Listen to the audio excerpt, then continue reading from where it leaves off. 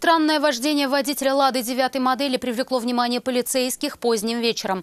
Автоинспекторы совместно с сотрудниками патрульно-постовой службы задержали 44-летнего водителя отечественного автомобиля на улице Кулахметова. Хотя следить за ним начали еще раньше. Мужчина грубо и неадекватно нарушал правила дорожного движения. В момент остановки выяснилось, что в салоне он был не один.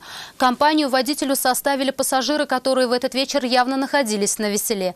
Как они отреагировали на всеобщее внимание, расскажет Алия Хайруддинова. А вам рады, вы деньги получаете, да, молодцы.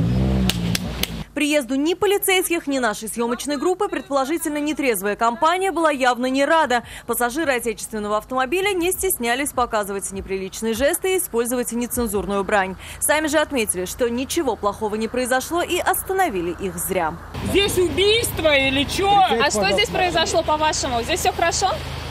Здесь нормально. Просто человек напился и что? То, что 44-летний водитель, вероятно, управлял автомобилем в состоянии алкогольного опьянения, для его пассажиров казалось нормальным, так как он никого не сбил. Неизвестно, как закончился бы вечер, если бы автомобиль не заметили полицейские. Стражи правопорядка неоднократно просили водителя остановиться, но их требования мужчина не выполнял. По предварительной версии, он выезжал на запрещающие сигналы светофора и превышал скорость. При этом автомобилист едва не сбил других пешеходов. Остановить водителя удалось спустя несколько минут на улице Кулахметова. Дорожные инспекторы вместе с экипажем патрульно-постовой службы прижали гонщика к обочине. Уехать он уже никуда не мог.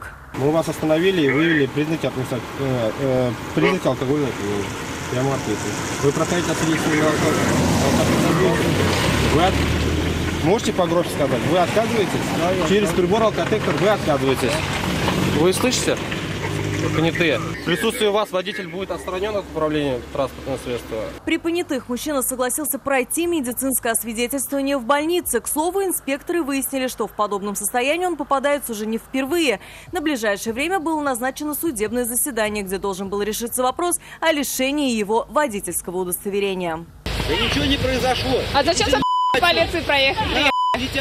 На этом приключения веселой компании не закончились. Когда на место приехал эвакуатор, они решили закрыться в автомобиле. Вызволить их автоинспекторы не смогли, а потому на место пришлось вызывать дополнительный наряд патрульно-постовой службы. После чего всех троих доставили в отдел полиции. Алия Хайруддинова, Нафиса Минязова, Константин Бушуев. Вызов 112.